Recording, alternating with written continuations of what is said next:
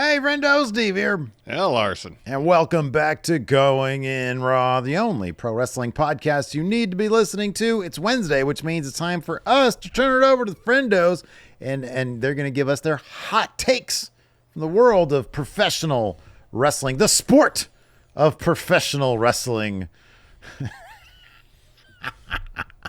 You said tranquilo. Well, I mean, if you look at the definition, we'll get to that later. Okay, all right, fair enough. Let's kick things off. Are you ready to kick things off? I'm ready to kick them off, man. Let's kick them off. We got the tribal game here with a hot take. Says Saudimania will be the worst Mania. What's the last bad Mania we had? 32 comes to the top of my head, obviously. 32. Well, taking away the Performance Center one. That's Yeah. 32 was pretty bad. Yeah, 32 is pretty bad. I'm trying to think if there's 27 was lousy. What about more recently? Like, I'm trying to think of, like, the last Vince one where it was Stone Cold and Vince got the stunner. That wasn't terrible, I don't think. No, that was just a really bad segment. I don't think there's been, like, a really bad WrestleMania as of late. Like, they've all been pretty decent, especially in the Triple H era. I mean, I know this last one had its ups and downs. Yeah. But obviously the main event was not good of night 2. This is something that we talked about when the Saudi deal for WrestleMania was announced. And it's very, very possible. I saw there was on Ariel Helwani, there was they were talking about he was talking with a guest, and I forget who the guest is. I should look him up. And they said, because I think they were talking about boxing and I'm sorry, mixed martial arts, Dana White boxing and how they're dealing with, the Turkey Al-Sheikh. And the dude said, when you're dealing with the Saudi Sports Authority, they do things their way. And it's difficult to get your way in.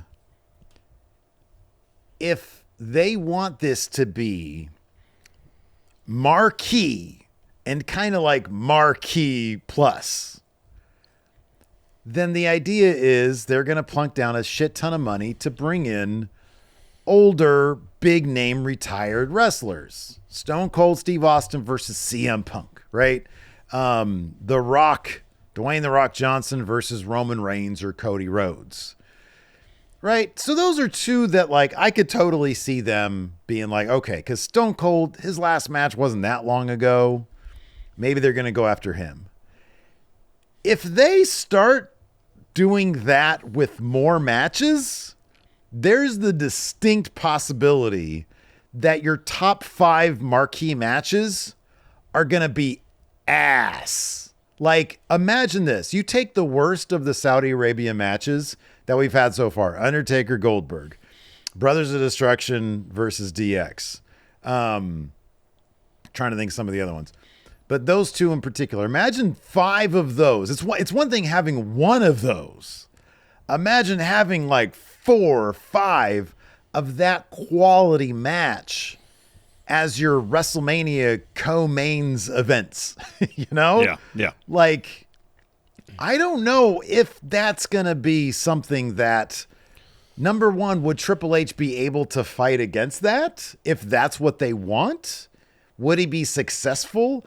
And if he's not, and he's like, all right, I guess we're going to have Undertaker versus Brock again, or Undertaker versus HBK again. Uncle Howdy. Uncle Howdy. I'll be honest, I'd be down with that. But if they're going to put together, like, just strictly who can we afford, bring back Kane, just the marquee names from the 90s and early aughts, let's try to get John Cena to 3 months later come back after he retires. Well, 15 months later. I mean, John Cena, I'm sorry, you're right. It's not next year, it's the year after. Yeah.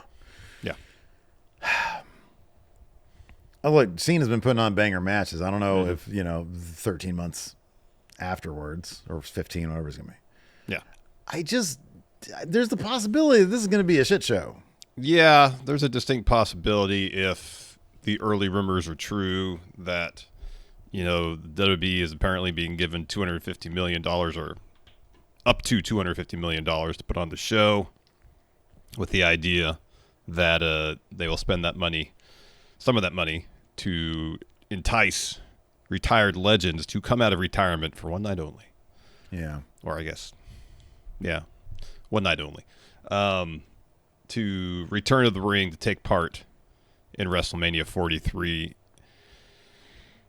And if there's a template they could potentially follow to make the matches maybe less crappy, it would be Kevin Owens and Stone Cold. Mm-hmm. Because it wasn't like, oh, you're going to be in the wrestling ring for 15 minutes and put on a typical wrestling match. It was a brawl that even up to the last minute, we weren't sure if it was going to be a match or not. It was. There was a finish. And while it wasn't a technical masterpiece, it was enjoyable. It was fun.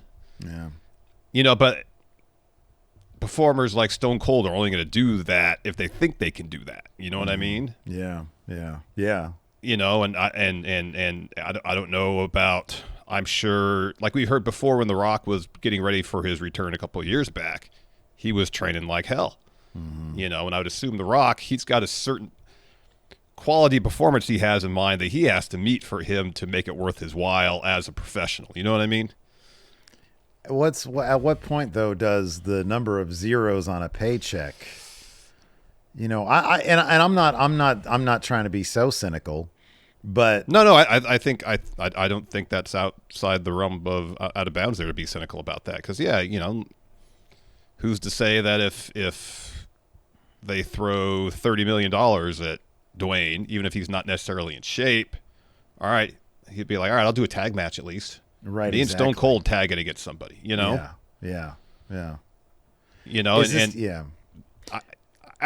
I think the real potential pitfalls would happen if it's legend versus legend.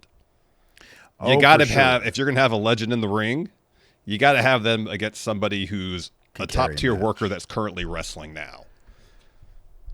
Yeah. There's also this. Isn't there the potential for this to be, at least the first one in recent memory, at least in terms of the 2-night shows, where it's possible that none of the world titles are going to be defended in either of the main events? It's a possibility, yeah. If you have, let's say they do Roman Rock. That'll main event night 2, yeah. That'll main event night 2. Of course it will. Doesn't necessarily mean either of those guys are going to be the title, or the champion rather, the title. Unless, what if the Saudi Sports Authority guy starts trying to book the show himself? That's the second thing. It's not just the matches. It's the road starts early. Yeah. Right? So a year from November at War Games in 2026, kind of, the road might begin because you start building your stories for Mania pretty early on. Right now, we've got Seth Rollins versus CM Punk in September, which actually goes back months and months before then. Yeah. And it's entirely possible, and maybe not, a sure thing, but it's at least possible that world title match, Rollins versus Punk, is going to happen at WrestleMania 2026. I'd be surprised if it doesn't, honestly. This story is already going. Mm-hmm. When you're selling your show for that much money, will they care about building stories leading into? If WrestlePalooza is any indication, no. And that's not even a Saudi deal. Nope. WWE doesn't even care about that because they're like, oh, that's some good money we're smelling in the air right now. Yeah, exactly. So, another thing to consider regarding that is obviously people who are full-time with the company wrestling on a weekly basis. They will be available on a weekly basis to advance whatever stories they decide to come up with. Mm-hmm. But part-timers and legends, that's not necessarily the case. Yeah. So if they're going to care at all about even like the bare minimum story, they're going to be carried, those stories will be carried by the full-time roster members. And you're going to have, say, Undertaker has a match against Uncle Howdy. Throw that out there. Undertaker is going to be on TV. Okay, so like when we three do times. our We Book Raw of this, that's clearly the match that you're pushing for. Gotcha. Okay. I guess I don't know. Like Undertaker will be on TV like 3 times to advance the stories, and half the time Uncle Howdy's we do it as promos on VHS tape. You know what I mean? Well, that's what they did before. That's what they did. You know, with Bray, yeah, with Bray. That's exactly. Well, Undertaker I what don't they think did. showed up at all. He didn't. He did not show up. They had a casket So, in the urn. you know, and the build to that match, not that great because there was not a whole lot of interaction. There was no interaction between the two competitors. That's another concern. There's a lot of potential issues, assuming that the card is going to be, you know, filled with a lot of legends and part-timers from both simply the creative side, the in-ring side of things. There's a lot of potential issues that could make the quality of the show not exactly the best. Mm-hmm. Yeah. Yeah. You know, I know Triple H says you're going to see a level of stardom you've never seen before on this WrestleMania, which again leads me to believe they're worried about marquee more so than quality. Mm-hmm. But it remains to be seen. You know, I don't know how many, you know, people are going to be willing, regardless of the sums of money you're going to be thrown their way, willing to come out of retirement for a match. Don't know. Remains to be seen. I mean, it'll be an interesting test to see because we'll probably hear in the reporting in the lead up who is being approached, who's turning it down, and who's taking them up on it. You know? Yeah. And So, yeah. Shawn Michaels just talked. Apparently, he's having double knee surgery. Oh, he was on a nightcap with Ocho Cinco and Shannon What? Sharp. Really? Yeah. Worlds collide. That's cool. That's awesome. Love that. Yeah, he did, when asked, I guess, about making a comeback, I guess he said not a chance. Shawn Michaels. Yeah. You know, and you got to think after that last one, number one, I think I looked that up, and because, you know, we were talking about what's the biggest single payout in wrestling history. So he got apparently like the general, you know, legend deal for coming back for Saudi is in the, it's around 2 to 3 million. Mm-hmm. You know, depending on how you view the deal, like him, Goldberg, I think Undertaker, they all got around 2 to 3 million. The Rock, his deal, which encompassed WrestleMania 40, was, I mean, that was, I think, you know, he got like around 10 million, I think, in stock for TKO. So that's probably in terms of like, hey, we're putting together a package for you primarily to come back and do this match, but also for you to be general dude who ambassador for WWE when it is convenient for you. Mm-hmm. You know, I still don't know exactly what the fuck that was. Is he actually a director of the board? I don't know if that exists. I don't know. But The Rock for WrestleMania 40 would seem to be the biggest single payout. And if that was in the neighborhood of 10 to 20 or something like that, 10, 15, then I could see him getting up, you know, more than that. It's like a Jim Carrey movie. Yeah, 20 million minimum, you think. Yeah, you would think so. You know, hey, maybe, I don't know if like he can get any ownership in the Saudi Sports Authority or something like that. Live Golf, maybe. I don't know. But maybe there's some more incentives for him there. I don't know. But it seems like The Rock definitely is in a really good position. He might want to start eating some more salmon and bulking back up after he plays Chicken Man, Larson. Yeah. Yeah. Anyways, we're going to get into more of these hot takes here in just a moment. First up, though, we've got some sponsors for the week, so we're going to go ahead and talk about them. Let's do it. This episode of Going in Raw is sponsored by Hib, Steve. I'm fresh off another Predictions Challenge win in August. I'm still waiting for that hat, that custom bucket hat that you made to land on my head. Where is it? I'm glad you mentioned that. I just wore it to the park earlier today. I put it on my hat like this. No, take so that I was hat walking off. around. And then Take here's that the hat thing. off your head. A bunch of people were saying, hey, you are the last real Predictions champion. I was like, I know. No, I'm the last real Predictions champion. That's supposed to be me. Take that hat off your head. I already did. I didn't want to disappoint them. Take it off because you don't need to wear another hat to cover up what you got going on up there, Steve. What? Listen to me. Listen to me. No. Both of us could say goodbye to wearing hats to cover up thinning hair after we get ourselves some personalized plans to regrow our hair from Hims. You know what? Just for that, just for you calling out my thinning hair, I'm going to put on this hat again. How about that? It's my hat. Take my hat off. But listen here, Steve. Okay. Hims offers convenient access to a range of doctor-trusted, clinically proven prescription hair loss treatment options with ingredients that work in as little as 3 to 6 months. Best of all, you don't have to go out of your way to do it because Hims brings expert care right to you with 100% online access to personalized treatments.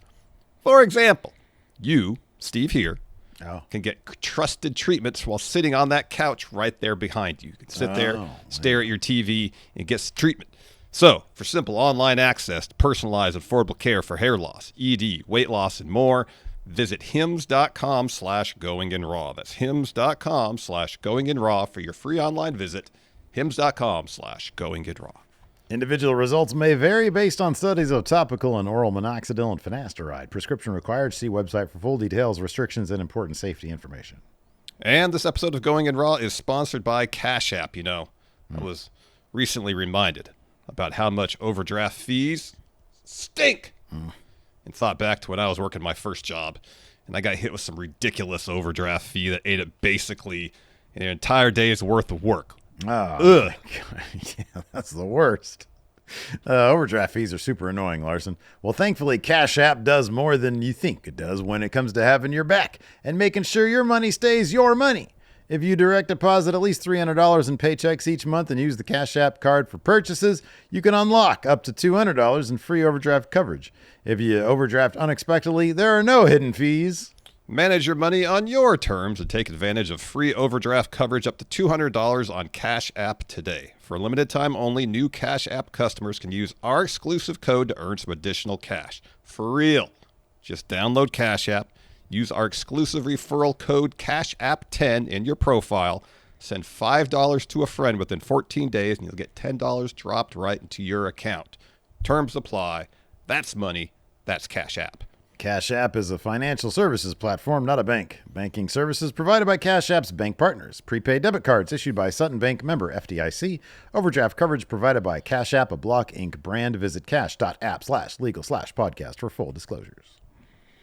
All right, man, let's talk about the next hot take. Actually, no, before we do that, I want to bring this up, of course, this weekend, the big predictions challenge. We're going to go live. So it's a weird thing because we got the All Out. So we're going to watch that. We're not going to do a live watch along for that. We're going to do the review right afterwards, and then we're going to catch up really quick on the Palooza. Well, it's important to say we're going to do the review for that afterwards, but that's not going to go up till Sunday. Right. We're going to record that. It's not going to go up till Sunday. And then, this is the thing about content creators. We got to figure all this shit out. And then Palooza, because we're going to be catching up on it, because who knows how long All Out's going to go. Maybe All Out's going to want to overlap with Palooza. I don't know. We're going to do our live review. We're going back live for the review for WrestlePalooza. So right after Palooza, we will be live for that. So be sure to join us for that. So none of the watch-alongs for the stuff, because we want to do the review so that we can get it up on Sunday. And then we got to do the other review. So it's going to be a long-ass Saturday for us. It is. But join us for the Palooza review. Yeah, that'll be fun. And we've been talking about going back to doing live reviews after Raw, after SmackDown, of course, live, and then the Thursday show live. And then, I don't know. We'll see where it goes from there if we like the live stuff again. Yeah. Also want to point this out. The Friendo Club Predictions Challenge is back on crack this weekend. It's all this weekend, All Out and Palooza. We've got the big predictions challenge. Who will be the guy that dethrones the guy that dethroned the guy that dethroned the guy that cashed in on Steve? Me. Find out and participate if you want to by clicking join right here at youtube.com. I love you just pass over the fact that I'm champion now, currently. Completely pass over. Oh, yeah, the guy is Larson. Yeah, it should be Larson. Right. I mean, Who's going to dethrone Larson? Full stop. That's what it should be. You're the guy who dethroned the guy who cashed in. No. Yeah. Well, I could take it back further, and then it'd be the person who dethroned me because I was champion before you were. So there's two ways to get in on the predictions challenge, dethrone that guy, and it is by clicking join or going to patreon.com/Steve and Larson. Click on the. You're interrupting me, man. During the CTA, the CTA is important. It stands for call to action. I know what it means. Patreon.com/Steve and Larson. Click on the Friendo Club setup. It's $5 a month. Or you can click join right here at youtube.com/Stephen Larson. And I've got such a special treat for everybody right now because I was able to zoom in Aleister Black just to read the so far in September new patrons and channel members. Aren't you excited about this? Aleister standing by in the Zoom waiting room right now. Larson, can you do the clapping applause thing for him? Because he's coming in. Yeah, there we go. Thank you. Thank you very much for that rousing applause for Aleister Black. Very excited because there are new September Friendo Club setup members, including on the YouTube memberships, Alan, Jay Denson, Mike C., Danny Alatorre, Robert Fox, Eric Mandujane, Old Cheese, Armand Middlebrook, Hector Hernandez, JMac742, Tyler Poston, Cat Butt, Anthony Burciaga, Gregorini, Tyreek Baptiste, Lucas Smith, Dylan Mares, Caden French, Johnny B. There's a John. Ulysses Oyerzabal, King of Fat Strong, Dustin Uyeda, and then on Patreon, Nick Nixon, Jose Aguirre, April Margera, Finn Gardner, Styles Clash, Joey Scarlett, and that's it. New Friendo Club members. Black masses for everyone. Well, no. Damien. All right, he's gone now. Do you need some water after that? Coincidentally, maybe. Thank you, everybody, for getting the Friendo Club set up for yourselves. We appreciate it greatly. And thank you, Aleister Black, for zooming in. I appreciate it. Thank you, Aleister. Still a big WWE mark, that Aleister, according to he's got the shirt on and all that. Yeah, well, I know. It's nice. He's still really into the Netflix deal, too, apparently. Oh, yeah, absolutely. All right, let's move on to our next hot take here from Art Guy. Art Guy. Says, women will main event Saudimania Night 1. The fans already don't like that there's a Mania out there before the United Kingdom, and this will be a way that WWE will try to please the angry fan base as a distraction to gain some brownie points. Since when does WWE care about pleasing an angry fan base? No, they don't whatsoever.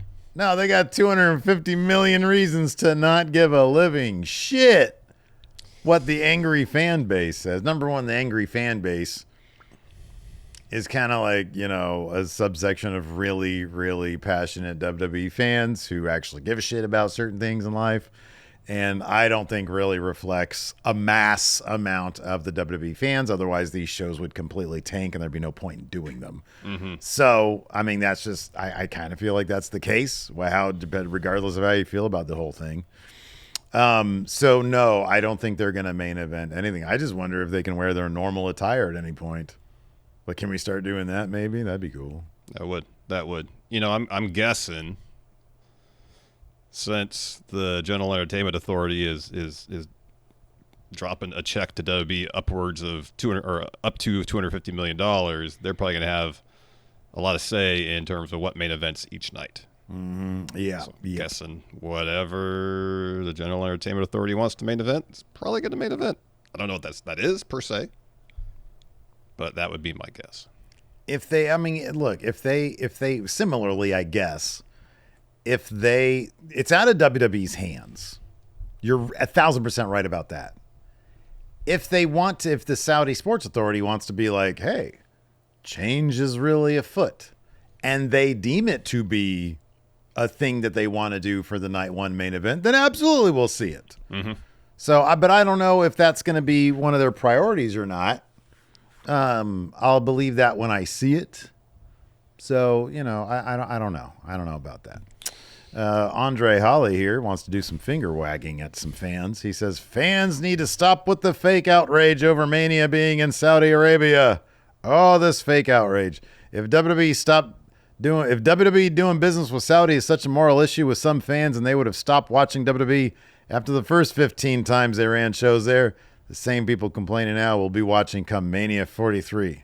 I mean, anecdotally, we have heard of people stop watching the product since they started doing the Saudi shows. Yeah, we've 1,000%. We've heard that many times. You and I still get static for covering it, which is totally fine for those people who want to give us static for that. Yeah, that's freedom of speech, people. So yeah, I would never tell any fans to stop with anything, and I would never claim that their outrage is fake. Same. So there you go. Joker Smiley here says Tony Khan bringing back Andrade would make him look like a chump. Like a chump. Like a chump. I don't think he'd look like a chump. Apparently there was no. Andrade didn't necessarily leave on bad terms. That's what Fightful said in the report about Andrade getting released by WWE. A little bit like a chump, maybe a little bit. No. Now, if Tony Khan if CM Punk was a free agent and Tony Khan brought him back, then maybe. Then Tony Khan would look like a chump. Maybe a chump and a sucker. But Andrade? No, I don't think he'd look like a chump. I don't know, man. Like, okay. Let me put it this way. I'm not saying I would feel like he's being a chump. I'm not saying that. I'm saying there would definitely be some in the AEW fan base. I'm not talking about the always anti-AEW people. Some in the anti-AEW fan base might look at this and be like, "Oh, come on, you're getting suckered here. You're being played, for a chump here because look at how it went last time with Andrade. There was some drama backstage, with the whole Sammy Guevara thing, which was the most amazing shoot interview ever. So I could see how to some, not to me, but to some, because here's the thing. Andrade, we all know, is a top-level match guy. Mm-hmm. They would really probably want to get on the same page, creatively speaking, before an arrangement is made. Yes. Andrade, do you care about wins and losses? Or do you just want to put on the best matches? And more importantly, probably, hey, we've got some ideas for your character that we didn't have before. None of it involves you being part of a giant office of, Matt Hardy people. Mm-hmm. So you want to get on the same page. I think the one way that you can eliminate the perception that Tony Khan is being a chump by bringing him back, if he does, is by reintroducing him in a way that is interesting and exciting and story-driven. Mm-hmm. So you're saying a feud with Sammy Guevara? Fuck. Sign me up for that shit. Tell me you wouldn't watch Collision if they did that. I don't know about Ring of Honor, but Collision, I would definitely put that on a must-watch on my schedule. Yeah. No, I understand the what you're saying, given how his first run went, and it's the. I understand there would be a subset of AEW fans like, why you bring in Andrade back because look how it worked out the first time. Right, yeah. I understand that. But if Tony Khan thinks bringing Andrade in he's going to be an asset to what they're doing now, and they have ideas and from a character perspective to tell some stories. It's any stories at this point because it's way more than you had before. Mm-hmm. And put him in situations where he's involved in interesting feuds and, yes, put on really good matches. Why not?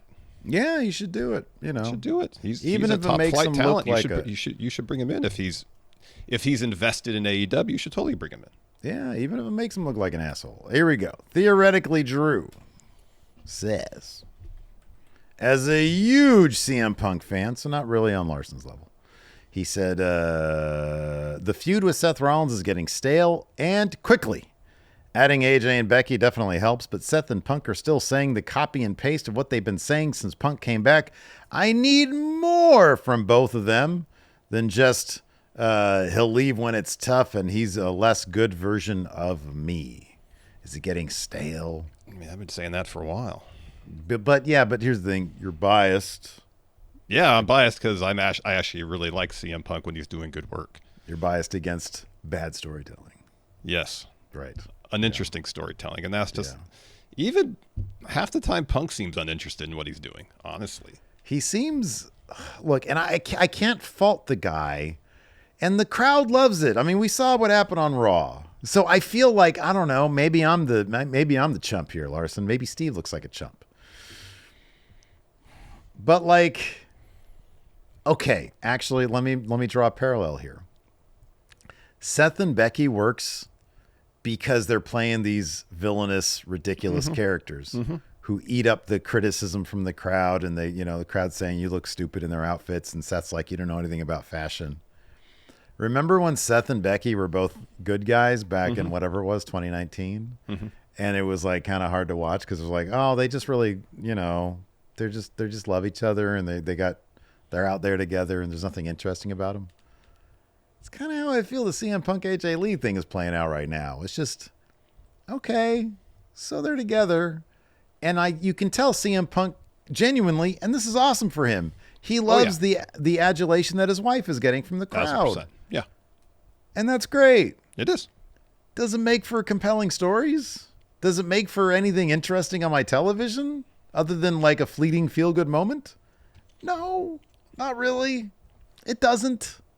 So I don't know if there was more, if this was more along the lines of like, you remember when Judgment Day concertoed the shit out of Beth Phoenix? Oh boy.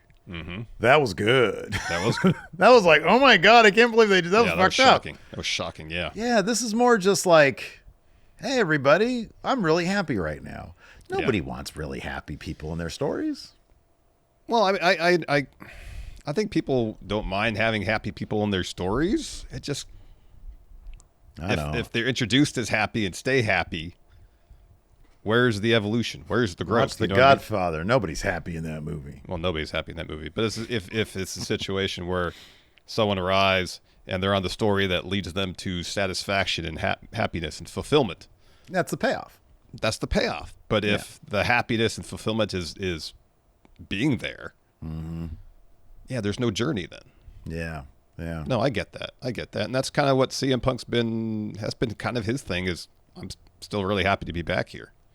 Well, I don't know. That's where you and I kind of differ. I feel like along the way, there's been enough moments of him being, And I'll say hungry this, for stuff. it feels like it's less a spoken thing and more kind of like, I don't know, the subtext, The vibes. It's his vibes. It's the vibes. Oh, okay. That's kind of what it is. All right. I feel like he's still playing it safe as CM Punk right now.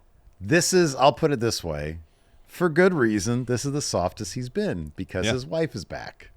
And I think that's fine. Like, I think it's fine for him to be kind of soft right now. Yeah. But like, there needs to be something meatier there. There needs to be more tension and more drama. And look, we're going to get away from it in 4 days. Like, they're not going to be continually teaming up like this. No. AJ will probably continue on with Becky. He'll continue on with Seth. Maybe they'll, do other stuff. I don't know. I know. That's assuming that AJ's going to stick around past WrestlePalooza, which I don't know if that's a certainty. Oh, hasn't it been reported that it's like a multi-year deal? Oh, maybe. I don't I think it was. Oh, okay. But yeah, I don't know. I'm just, this is a temporary situation. Yeah. And maybe I'm being just too curmudgeonly. I don't know. But yeah. Anyways, Booty McNasties. Are you mad that I got to say that name? A little bit. You want to? I was really looking forward to that when I put this one in here. Well, go ahead then. Booty McNasties. He says this. High WWE ticket prices are already failing. According to WrestleTix, a SmackDown in Ohio is struggling to sell out and is running a buy two, get two free deal. Even after the deal, the arena is still empty by SmackDown standards. Well, let's look into that. I guess this is less a hot take and more some breaking news in terms of the world of pro wrestling tickets. Yeah, man. But we've been saying for a while, at what point is WWE's high ticket prices going to start being a turnoff for the fan base? And, one show does not necessarily mean, oh, here we go. What you got? If this is the one in Cincinnati on August 3rd. October 3rd? Sorry, October 3rd. Yeah. So this current setup's for $71.88, and there's 4,800 tickets distributed, so about 24 outstanding. And we're about 2 weeks away from that? About 3 weeks, yeah. Yeah, 2.5. Yeah, okay. Well, I guess we got, it says here, 17 days for the show. Year to date, the show average here has been 11,429. So they're set up for a significantly smaller amount than what they usually can get there. Here's a SmackDown. I mean, this is one. It was SmackDown, right? In SmackDown. Toledo, Ohio. What's that? This Friday's, in fact. What's that at? So the setup is only for about 6,900. They sold about 5,300, about 1,600 available. Oh, sorry. The year-to-date show average that's the same too. So that's just the year. That's just the in total for all their shows. That's their year-to-date average. Gotcha. Not in that venue. Sorry. Yeah. They haven't probably run that venue. Yeah, dude. I don't know. They're 1,600 down this Friday, 3 nights away. I wonder what the walk-ups are going to be. So WrestleTix has the last show and what the attendance was. So, and that for Toledo, Raw was there in June of 2024, and they got nearly 6,900. Nice. Okay. It says cheapest ticket available is $68.15. All the way up there, probably. Yep. Well, yeah, something to keep an eye on. You got to wonder if the bottom is going to, fall out at some point. That's just something to keep an eye on in terms of the entire economy, though. There's a lot of gnarly warning signs right now, and we'll see how that goes. These tickets might fall sooner than later or not. Interesting to find out. It is interesting. Sorry to interrupt. Sure. Scrolling through here on WrestleTix and seeing that, and granted, this could be a situation where they're setting the building up for a smaller capacity, and then if they sell it out, they'll open up new seats. But so far, it looks like a lot of these shows towards the end of this year, they're running smaller. Apart from a few amounts. markets, they're running the venues at not full capacity. Yeah.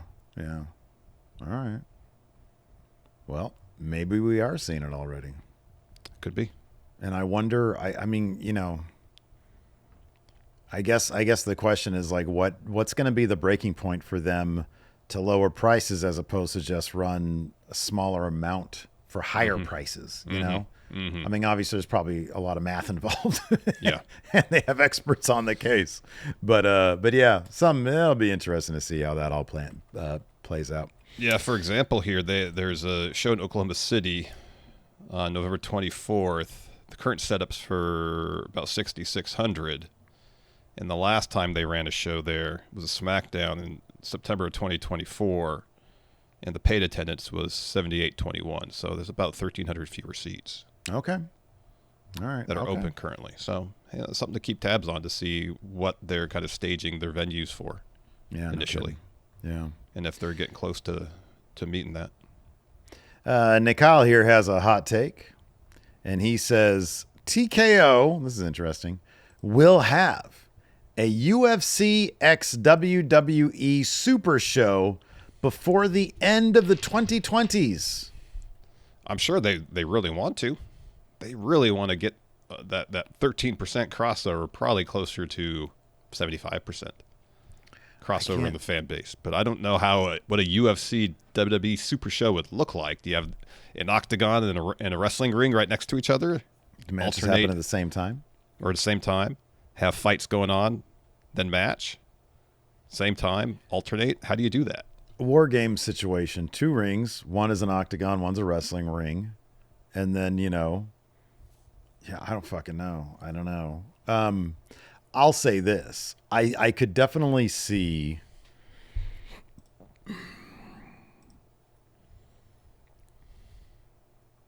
I don't know. That would be such a strange juxtaposition of real fighting. Now what? And then right afterwards, hey, here's some pro wrestling. What they could do, and I think they've tried to do this before. Maybe they have cross promotion. Well, I was going to say you have the week, you have the residency, and you have SmackDown. You have the UFC show on a Saturday night, and in the same building you have a PLE on Sunday. Yeah. So it's less, a super show, UFC and WWE putting on matches, same venue, same night, as opposed to here is an all-encompassing destination weekend for combat sports enthusiasts. Yeah, dude, I don't know. Yeah, I mean, I think I could definitely see something like that happening. In terms of like a super show, I'd be surprised because I just don't know how that would work necessarily. Yeah, I don't know. They are two logistics. completely separate worlds. They really are. They really are. But I'm sure TKO is hyped to make that happen. Oh yeah, absolutely. Myth Trainer here says the Judgment Day is one of the most important factions in WWE history. So one of their most popular stars, Dominic Mysterio, right now seems to be, one of the biggest things to come out of it. Rhea Ripley and Damian Priest both had really terrific Judgment Day runs where it really boosted up their characters. History, we need some space. And I feel like with the Judgment Day, you have.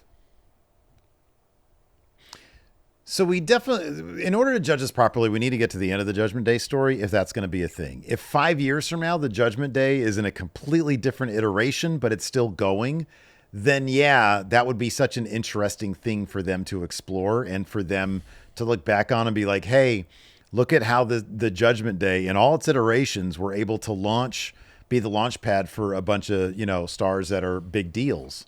You see that actively happening with Dom Mysterio right now. I've already mentioned Priest and Rhea, and Priest, I don't know that Priest is not where he was when he was in the Judgment Day. He's not. I don't think he's in a better spot. I think Rhea is. Oh yeah. But yeah, I mean, eventually if they're able to, tell a lot of, good stories. I always enjoy when the Judgment Day are on my television. I kind of want to know where the hell this is all going to go with Finn and Dom and all that. Yeah. And I don't exactly know. But I really appreciate the very soap opera nature of the Judgment Day, how it just never stops. Assuming that Judgment Day is a faction that persists even as original members come and go, it would be interesting to see if WWE views Judgment Day as a faction by which they can build up stars. Mm-hmm. Major stars at that. We saw that with Rhea. It was in the Judgment Day that she really found her voice as a character on main roster. For sure, yeah. They managed to elevate Damian Priest to the point where he was world champion. Mm-hmm. A brief run, hasn't come close to that level since, but did it. I think Liv, when she was in Judgment Day, she went from being incredibly popular, becoming a much more confident performer because she knew who her character was. Absolutely. And I think that elevated her quite a bit. I'm sure they have the same, and obviously Dom as well. And I'm sure they have the same hopes for Roxanne and Raquel and maybe even JD in that regard. Yeah. Judgment Day is one of the few groups that consistently gets time for segments backstage to explore the dynamics between the characters. Like Bad Bloodline never got that. The Vision rarely gets that. Yeah. Every week, Judgment Day gets that. Mm-hmm. And I think that gives everybody an opportunity to showcase their characters and help their characters grow. I wonder why they don't go to that well more often with like the other factions that you mentioned. I don't know. Yeah, I don't know. It's strange. It's weird. It is. But, I guess with Judgment Day, post Edge getting kicked out, the strength of early Judgment Day especially was the chemistry between everybody. Sure. And while not all the same members are there, I would just think maybe they were in the habit of putting those segments on the rundown because they enjoyed them and they thought it was good material and they just kind of persisted. I don't know. Yeah. I don't know. Christian Womble here has a hot take. We're going to go back in time for this one. He says 2019 WWE was largely bad, but it had some of the best highs the company had previously had and has had since. The Greatest Rumble, Mania's Well, I build. think just Great Rumble, not necessarily Greatest Rumble. Oh, a Great Rumble. When was the Greatest Rumble? In 2018? 2018, I thought. Okay. A Great Rumble, Mania build and Mania, and the Saudi plane stuff that got us one of the best Survivor Series builds of all time with the NXT stuff. Believe me when I say that week to week, WWE Raw and SmackDown, it was like they were trying to reach new heights of unwatchability. That I mean, I had a list because at one point I was going to do a video on Wrestle Juice, and I might still do that. But my God, the things that were happening on a week-to-week basis over there were so god-awful. And yes, we did have Becky and them in the main event. We had Kofi Mania at that WrestleMania, and that was good stuff. Yeah. Was it a great Rumble? Probably. Who won the Rumble that year? It would have been, was it Seth and Becky? Was it Seth and Becky that year? So yeah, we had some good stuff. You know, the debut of the Fiend, you know, was really, really cool. But there was so much that was so bad that it is. I'm pretty sure the second Rowan was that year, which you can, you know, decide yay or nay. Yeah. It might have been 2018, but if it was late 2018. Yeah, 2019 was awful. It was there's awful. a lot of awful. It was so Shorty G was that year. Oh, Roman's dog food feud was that year. It was end of that year, yeah.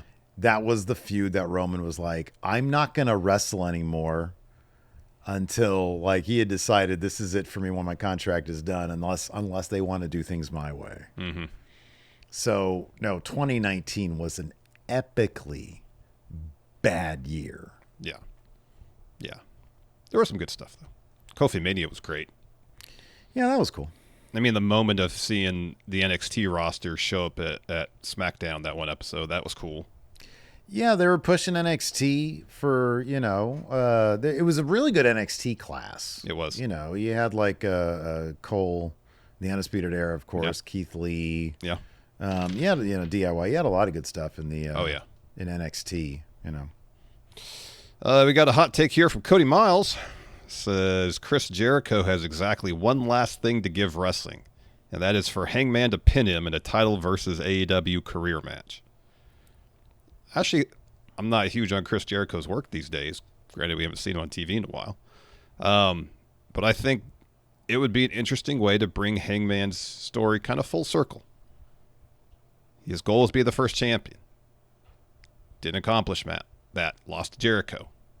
To beat Jericho, to solidify himself as, you know, the dude in AEW and send him packing back to WWE.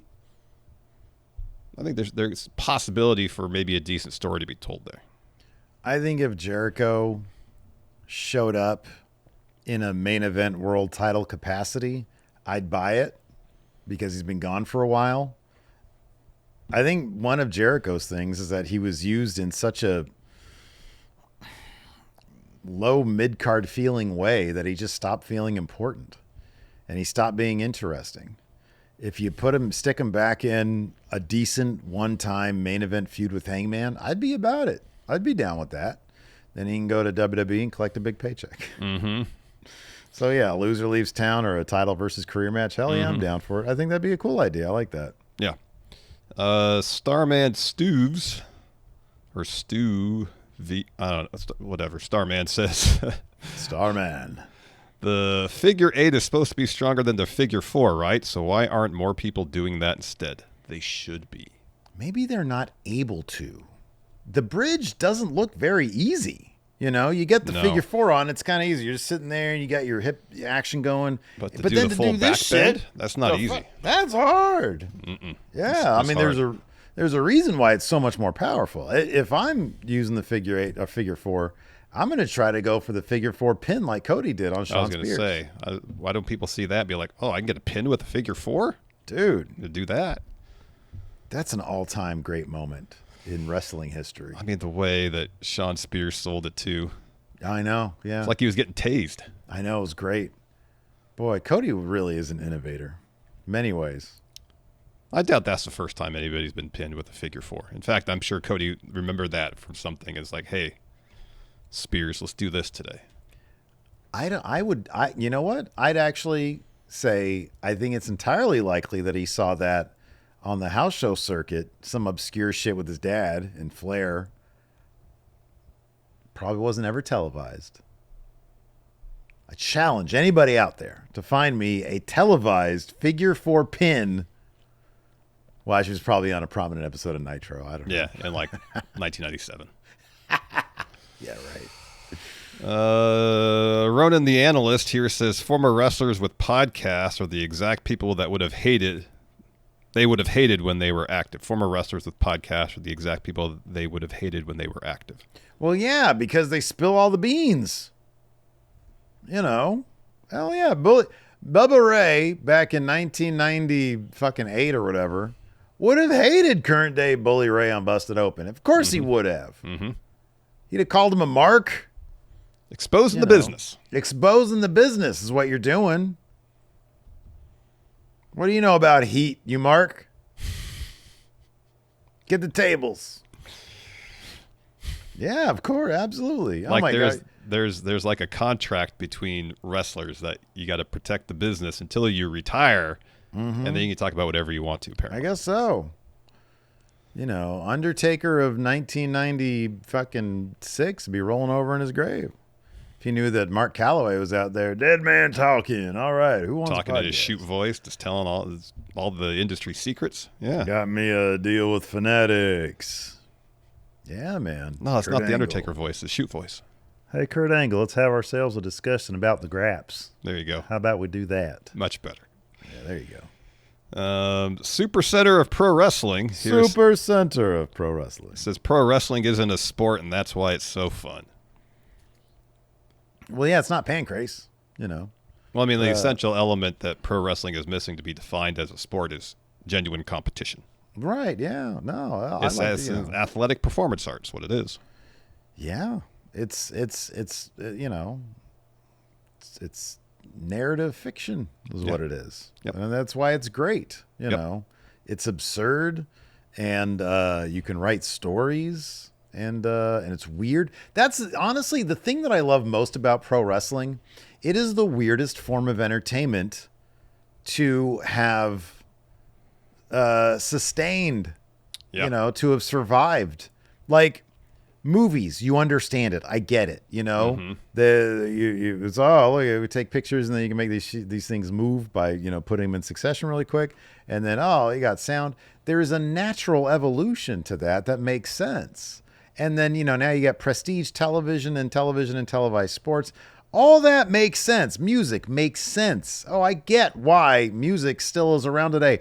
Why the fuck is this shit still around? It's so weird. It is strange. It's the weirdest. Like, at no point in history do I think movies were ever, or television, once it became invented, or music, was ever on the verge or was ever in danger of dying.